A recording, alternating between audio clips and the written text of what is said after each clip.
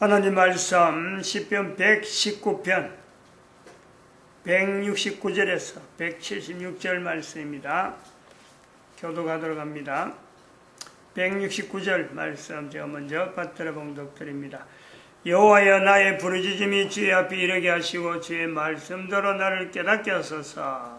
나의 간구가 주의 앞에 달하게 하시고 주의 말씀대로 나를 건지소서. 주께서 율례를 내게 가르치심으로 내 입술이 찬송을 바랄지니라. 주의 모든 계명의 의로움으로 내 혀가 주의 말씀을 노래할지어다.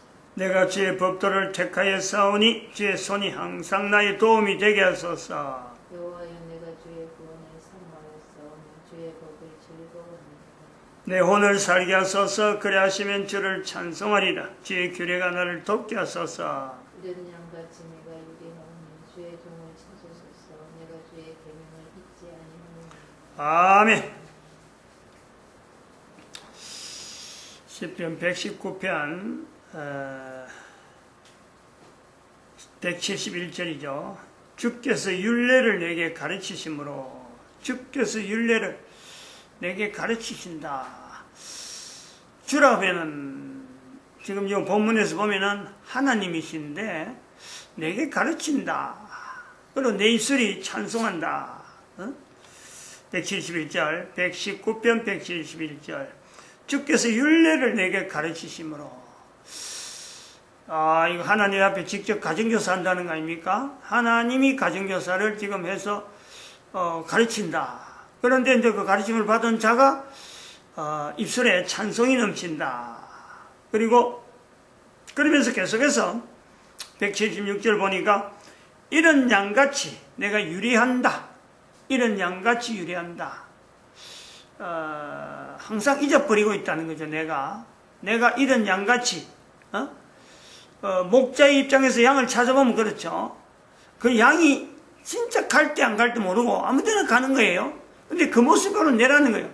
하나님 앞에 가르침을 받는 낸데도 불구하고 입술에 찬성이 있음에도 불구하고 내가 시시때때로 이런 양같이 유리한다. 우리가 이걸 119편 163절 지난주에 이걸 우리가 연결하면은 내가 거짓을 미워한다. 거짓을. 정말 정직한 표현이라는 거예요. 이런 거는. 즉 인간이라는 존재는 하나님에서 떠날 수 없는 존재입니다. 그래야 늘 하나님 앞에서 잃어버려 있는 내 위치가 항상 있는 거예요. 아무리 내가 정신차려 갖고 하나님 앞에 바로 살아야지, 인간으로서 지원받은 인간으로서 바로 살아야지 하더라도 인간이 현재 살아가는 환경 자체가요, 과거보다 지금이 창세기 2장에 비해도 창세기 2장에서도 벌써부터 잃어버린 모습으로 있는데 지금은 어림도 없죠. 여기 우리가 아주 중요한 나름대로의 진리, 거짓을 미워하는 그 요소를 찾아내는 거예요. 누구에게 이야기냐? 이 내용은 남자냐 여자이냐? 남자를 지향할까? 이 표현의 말씀이 남자의 표현을, 남자의 상황을 이야기하느냐, 여자의 상황을 이야기하느냐? 이걸 우리가 구분해 볼 수 있습니다. 남자 여자의 능력의 차이에 대해서 더 파워, 성령님이 함께 하시는 능력, 그걸 우리가 남자에게 나타나는 게 다르고 여자에게 나타나는 게 다른데, 남자에게 능력이 나타나서 정말 내 입에서 찬성이 만날 넘치는 사람에게조차도 그 모습에서 거짓을 싫어하는 그 내용에서 정말 정직하게 이야기하자면 내가 항상 이런 양같이 유리하는 요소가 있다. 이게 바로 남자예요. 남자. 모든 남자는 바로 이런 표현이 필요하다는. 여자는 그럴 필요가 없어요. 하나님께서 그래 만들어 놓으세요. 여자의 능력, 남자의 능력에서 성령님이 하시는 능력에 남자가 가져야 될 성령에 나타날 능력이 다르고 여자가 가져야 될 성령님에 나타날 능력이 다르다. 왜 여자는 그럴 필요가 없느냐? 여자에게는 정해져 있어요. 남편을 사모할지라 남편만 있어야 모든 게 끝나는 거예요. 오로지 그 방향이 남편에게만 방향을 주는 거예요. 근데 남자는 그게 아니라니까. 생물들의 이름을 어떻게 짓나 보시려고 하고 하나님께서 모든 생물들을 그 앞에 넣어놓으니까 그 생물들 이름 짓느라고 하나님이 주신 능력 자체를 잊어버리는 거예요. 하나님에게 묻지 아니하고 성령님이 인도하시면 내가 가끔 잊어버리는 거예요. 이게 남자라는 거예요. 남자. 이런 상황에 우리에게 하나님의 은혜라고 하는 것은, 하나님의 섭리라고 하는 것은요, 이 남자와 여자가 하나의 몸으로 둘이 한 몸을 이루는 그 내용을 허락하시는 거예요. 남자 따로 여자 따로 파워가 다 다르니까 남자는 남자도 여자는 여자도 이렇게 하는 게 아니라 남자와 여자의 성령님 역사가 따른 이 두 개체를 능력은 콸콸한데 그럼에도 불구하고 별도로 두지 아니하고 같이 모아서 둘이 한 몸을 이루는 이 역사를 하나님은 이루셨다라는 거예요. 그게 창세기 2장에서부터 성경 전체, 구약 성경에서는 이스라엘이라는 내용에서 그 내용을 받아가지고 사회 전체에 적용을 하고, 그 다음에 예수님이 오셔서 지금 온 인류 가운데 2012년에 모든 나라, 모든 개인, 모든 사회가, 모든 종족, 모든 민족 전체가 다 그 나라 그 나라마다 있는 그 독특한 환경 속에서 다른 내용은 다양한 형태로 달라도 한 남자와 한 여자의 결혼을 통해서, 가정을 통해서 사회가 이루어지고 국가 단위가 형성되어지는 국가 제도를 운영하는 이 체제가 계속해서 달라지감으로 아직까지 남자들이 그 사회에 적용하는 여러 가지 방법이 달라가지고 전쟁도 하기도 하고 다툼도 하기도 하고 또 여러 가지 경제 성장을 이루는 여러 가지 다양한 형태로 나타나지만은 그 가정에 한 남자에 준한 여자는 누구에게든지 각 나라 어느 나라든 종족에 할 것 없이 자기에게 주어진 남편을 지향하는 이것이요, 딱 방향이 정해져 있다는 거예요. 그러니까 적어도 인류는 가능성이 있다는 거예요. 지금에 있는 일에 어떤 문제가 있더라도 하나님의 주신 원리 속에서 한 여자가 나타나는 남편이라고 하는 방향이 이게 너무 일정하기 때문에 남자들만 모아버리면은, 남자들만 하나님 앞에서 내가 성령님의 인도하심을 제대로 못 받았구나 하고 하면은 모든 인류사의 문제는요 끝나는 거예요.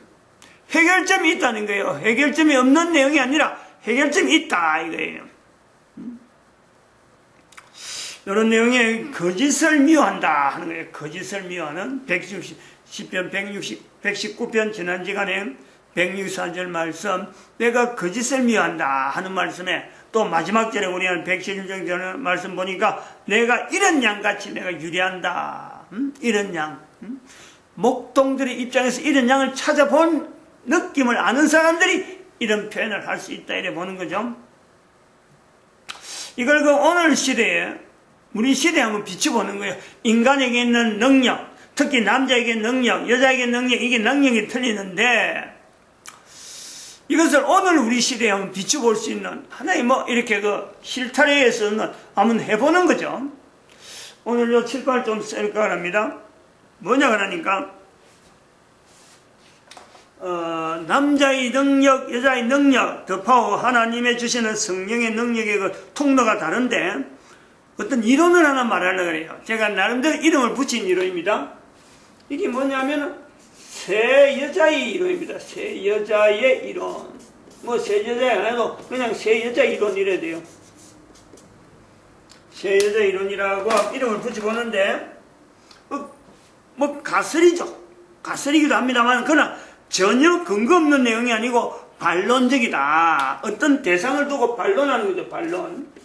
반론을 하기 위한 겁니다. 어떤 내용을 반론하려면은 그 한자에 있는 이 세 여자잖아요. 세 여자. 그 세 여자의 이론이라고 하는 것은 제가 지금 주장을 하는 건데 어떤 내용의 반론이면 이 글자에 대한 반론이라는 거예요.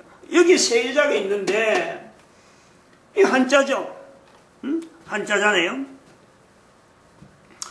저것이 뭐냐면 참 한자 중에서 싫어하는 한자가 있잖아요. 싫어하는 한자.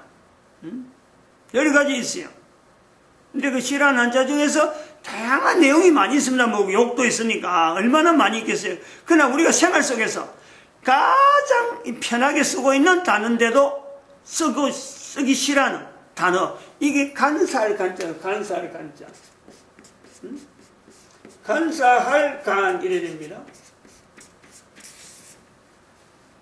이 간사하다 좋아하는 단어 아니잖아요. 간교스럽다, 아주 교활하다 이럴 때 아주 교활하다 이럴 때 간교하다 저잘 쓰거든. 간사할 간자를 쓰는데 저 단어는 간사할 간자를 나타낼 때는요 절대 그는요 좋은 말이 안 되는 거예요. 항상 그게는요 나쁜 말이죠. 나쁜 말. 간사할 간 이 자체가 나쁜 말이에요. 중국 사람들은 단어 하나에 저거는 그 하나의 상형 문자가 되었고 한자를 여러 가지 형태로 만들었고 한 글자에 내용이 막 엄청난 내용이 축소되어 있는 그 내용이 바로 중국의 상형 문자의 특징이기도 합니다. 근데 사실은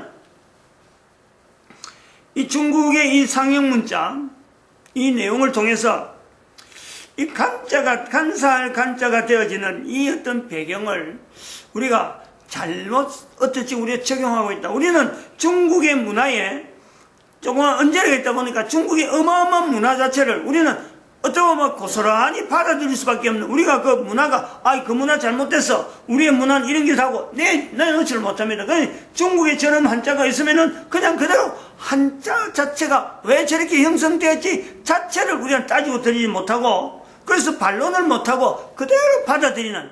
그래서 우리는 간자를 쓸 때 중국에서 여자 3사람 모여서 간자를 하는 거 보면은 대한민국에도 여자 3사람 모이면 간사한 거로 우리가 여겨야 되겠다.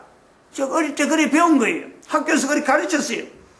학교에서 한자를 가르칠 때 간자를 가르칠 적에 제가 남자 고등학교 다녔는데 여자 3만 모이면은 간사하다. 이게 이미지로 딱 바뀌어버리는 거예요. 그래서 어디든지 모임이나 가거든 교회 와도 마찬가지예요. 그래 내가 고등학교 때 교회 왔으니까 그때 뭐 성도들이 뭐고 이런 거 모르니까 학생 때 여학생들이 3명 모였구나. 아이고 저기 가까이 가면 안 돼. 전 간사할 간자가 나와서 저 사람들 입에서 만약에 내 이름이 올라가면 이거는 엄청난 지금 불리한 일이 나와 라고 하는 개념이 막 딱 박히는 거예요. 이 대한민국은 그런 요소가 있어요. 중국의 저 한자 자체에 수많은 한자 자체에 일일이 하나하나 이거는 역사가 어떻고 이거는 무엇 때문에 이거는 바르게 쓰려고 하면 우리는 앞으로 이런 단어를 바꿔 써야 돼. 이런 걸로 걸러갈 시간이 없고 능력이 없는 거예요. 그래서 간사한 간자가 그대로 와가지고 우리나라에도 저 단어를 뛰쳐나갈 어떤 명분이 없는 거예요. 그냥 그대로 쓴 거예요. 그게 지금 우리나라의 그 2000년 가까운 역사를 지금 우리 역사를 가지고 있다 이렇게 보고 있는데 그리고 지금 대한민국 언어가 한자가 들어가는 언어가 그 한자가 들어간 것이 바로 쓰이는 중국에서 만들 때의 의미하고 우리 한국에서 써야 될 그것을 비교해갖고 쓸 내용이 아니고 그냥 그대로 단어로 정착된 내용이 너무너무 많이 있어요. 이른바 세종대왕이 이야기하는 우리 백성들의 말이 중국과 달라 하는 이 부분에 분명히 다른데 왜 다르다? 벗어나야 된다. 뭘 밀어내야 된다. 이런 능력을 우리는 한 번도 사용 안 해봤어요. 그냥 중국에서 이런 엄청난 문물이 들어오니까 그걸 그대로 중국은 큰 나라니까 큰 나라 생기니까 우리는 따라가야지. 4대주의가 발달하는 거죠. 4대주의가. 한자가 그런 기능을 가지고 있어요. 그런데 분명히 지금 이 시대를 알아야 돼요. 제가 이 이야기를 하면서 끄집어내는 거지만은 이 중국의 문화를 우리는 대한민국이 그려갖고 하나의 지렛대로 돼가지고 중국 문화가 지금 잘못되어 있는 문화다. 다시 일으켜야 된다 하는 때가 지금 때라. 그것이 지금 미국하고 중국하고 지금 이 전쟁부터 가는 미중 이 경제 문제라 하고 있는 갈등인데 이건 실제로 이거는 엄청난 문제입니다. 단순한 경제 문제 아니에요. 이거는 어마어마한 문제입니다. 다시 말해 중국의 역사를 다시 한번 뒤집어내는 어마어마한 역사입니다. 요때에 요런 일어나는 사건, 요것만 일어나도 어마어마한 사건인데 화웨이를 통해서 일어나는 이 사건이 어마어마한 거예요. 그런데 홍콩이라는 곳에서 지금 며칠 전부터 100만이 넘는 홍콩 주민들이 시위대가 지금 홍콩 정부, 지금 중국 정부의 지금 하나의 의용이 돼 있는데, 미국에서, 영국에서 나갔으니까, 근데 700만이 되는 홍콩 시민 중에서 100만이 지금 이제 시위운동을 벌이고 있는, 중국 정부에 대해서 지금 반대 운동을 하고 있는, 우리는 홍콩이다 하고 지금 기체를 내걸고 지금 현재 하고 있다면, 이것 자체 이게 보통 일이 아니야. 근데 마침 이게 때가 언제냐 그러니까, 제가 자료를 보니까, 2019년이잖아요. 2019년 6월 달에 지금 이 사건이 일어났는데, 30년 전에 1989년 6월 4일인가? 1989년 6월 4일에 북경 한복판에 천안문 사태가 일어나, 천안문 사태. 30년에 일어난 거예요, 30년 만에. 이게 만만한 사건이 아니에요. 그냥 뭐 우연히 그 되겠다.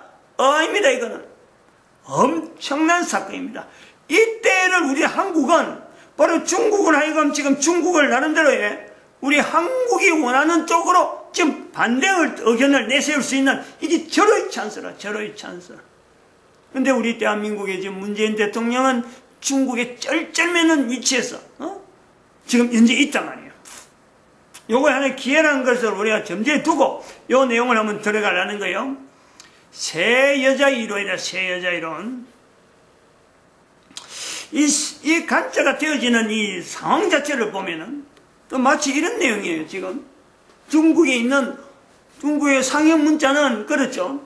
이건 지배계층이 쓰는 거. 일반 사람들은 한자를 잘 몰라요. 글자를 잘 몰라. 알긴 알아도 몇몇 내용만 알죠. 아는 것만 몇 개 알지.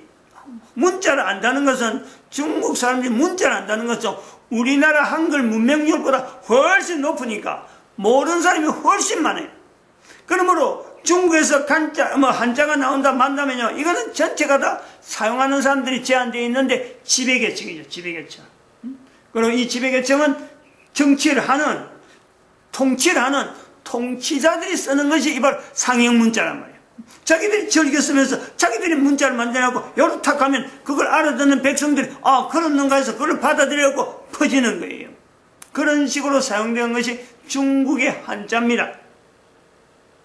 정말하면은 언어라고 하는 이 내용은 백성들에게는 무지한 거니까 이 백성들을 통치하기 위한 수단으로서 백성들과 통치자의 관계를 벌려놓는 하나의 수단이야, 수단. 그리고 이건 귀족층에 제한되면서 권력 승계를 위한 남자들 위주란 말이야. 남자들 위주. 권력을 승계하기 위한 남자들 위주니까 그 남자들 위주에서 나타나는 그 구조를 보면은 뺄 수가 없는 것이 여자들의 위치가 왕궁에 있단 말이야. 왕궁에. 그러니까 권력 암투라고 하는 내용에 권력 승계에 대해서 남자들이 하는 권력 승계에 대해서 늘 영향받는 것이 여자에게 영향을 받는 거예요. 그래서 이 구조가 지금 이런 거죠. 제가 볼 때는 그렇습니다. 간자라는 내용에 여자가 이 황제, 여자 황제, 여왕 아니면 왕후라고 하는 속에 왕비, 비예요, 비. 두 사람의 비. 즉, 세 사람의 비라고 하는 것이 세 사람 모이면요, 그 밑에, 여자 밑에 또 있는 세력들이 있잖아요. 왕족들의. 여자를 왕으로 만들어놨고, 그 밑에 있는 세력들이 어마어마한 거예요. 그 세력들 때문에 하나의 왕조가 운영이 되어지는, 널리 견제가 되는 거죠. 이 개념이 그런 개념이 있다는, 여자세가 그냥 가만히 있는, 궁중의 여자세가 가만히 있는 여자세가 아니고, 그 뒤에는 배경으로서 아버지, 그러니까 친정아버지, 친정 동생들, 그 군사들, 어마어마한 군사들은 세력이 있더라, 세력. 무시 못하는 한 여자죠. 근데 그 내용을 가지고 우리나라 대한민국에서는 남자들이 세 사람이 모여있는 아주 그냥 간사한 담소라는 여자들끼리 모여서 우리는 피해 뿌리는 거예요. 저긴 간사할 간이다 해서 가까이 가지 않는데, 실제로 저 단어가 쓰여있는 장소는 왕궁에서, 왕궁의 여러 가지 통치하는 여러 가지 내용을 보면서 그 전체를 왕을 가지고 아무리 이야기를 하게도 통하지 않을 때 그 뒤에는 뭐가 있느냐, 여자 세 사람이 단단히 결속해갖고 왕을 밀어주든지, 안 그러면 왕을 배척을 해버리면 여자세가 딱 들어가지고 왕을 배척하려고 해도요, 이게 얼마든지 배척이 가능한, 외척 활동도 가능한 이 개념을 두고 간살간이다라고 본다는 거예요. 근데 여기서 이제 이 내용을 두고 세 여자 이론은 반론이라는 거지. 반론. 이게 아니다. 간살간조로 표현한 이 내용이 우리는 잘못된 내용으로 받아들여야 된다. 뭐냐면은 남자에게서, 저는 그렇게 보는 거죠. 나이가 65 넘어가 보니까 하는 거는 거죠. 60살 되기 전에 남자, 60살 되고 이후의 남자, 60살 되기 전에 남자에게는 세 여자가 필요한데, 세 여자를 통해서 결국은 뭘 알아내야 되냐면 자기 아내, 자기 아내가 하나님 앞에서 관계를 맺은 것에 대해서 하나님의 거룩 자체, 남자와 여자의 어떤 능력 자체가 다른데, 하나님 앞에서 남자의 능력이 다르고 여자의 능력이 다른데, 남자가 밖에서 막 열심히 일을 하다가도 늘 집에 있는 아내를 생각하면서 그냥 단순한 아내가 아니고 어머니부터 아내, 그리고 자녀 중에서 딸, 그러니까 3대를 자기를 거쳐서 보는 거예요.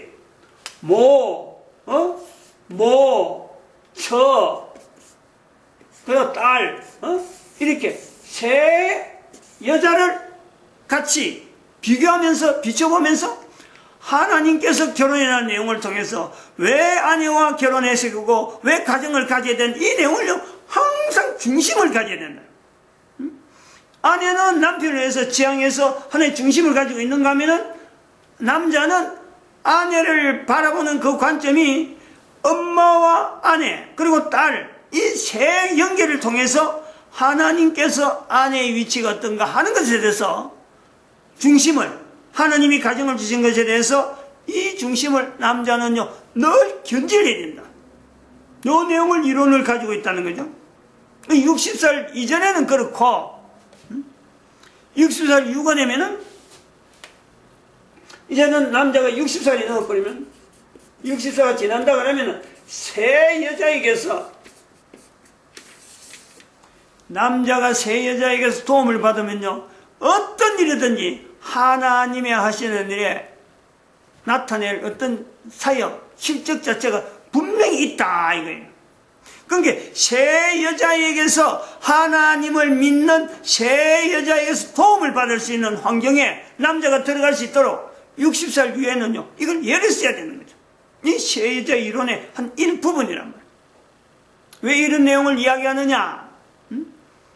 또 하나 이야기하면은 하나 이야기 꺼내놓고 갑시다. 왜 이 이야기가 나오느냐? 세 여자 이론이 왜 나오느냐? 다른 것 하나 끝내고, 그럼 여자에게죠, 여자에게. 여자에게도 60세 이전과 60세 이후를 나눠보면은 마찬가지. 여자는 엄마가 있잖아요. 그 다음 자신이 있죠, 여자는. 그 다음에 여가 있잖아요. 엄마, 자기 자신, 여. 이것도 세 가지 이론이죠. 그 요 내용을 가지고 여자는 항상 엄마가 남편을 대한 것, 자기 자신이 남편에 대한 것, 그 다음에 딸이 남편을 대할 것에 대한 내용을 가지고 하나님께서 왜 여자에게 남편을 지향하게 만들었는지에 대해서, 그래서 성령님의 인도하심에 주어지는 역사, 이걸 지향하는 거예요. 세 여자 이론이다. 그러면 여자가 60세 이상이 넘어간다. 60세 이상이 넘어가면 자기 한 사람이, 내 한 사람이 60세 이상 넘으면, 내가 60세 이상이 넘어갔다 하면 내 한 사람이 두 여자라고 하는 여자를 통해서 같이 더불어서 한 남자를 지원할 수 있는 그 위치에 자기가 들어갈 수 있도록 예를 써야죠. 도움이 되는 여인, 믿음으로서 도움이 되는, 그리고 한 여인을 도울 수 있는, 한 남자를 도울 수 있는 위치에 내가 들어가야지 하는 것이 60세 이상의 제2의 사춘기를 당할 때 나타나는 남자와 여자의 위치가 있다. 그런데 여기서 이런 환경을 가지고 60세에서 세 여자를 통해서 남자가 힘을 얻으면은 하나님이 하신 일이다 하고 나아가면은요, 사회에서 일어나는 어떤 공동체 생활, 세 여자가 있는데 한 남자가 분명히 그거는요, 남자의 도움이 필요한 곳이 있는데 그곳에 남자가 쓰임을 받을 것이다 하는 예측이 있는 그 내용까지요 설명이 되어가는 것이 바로 이게 세 여자의 이론이다.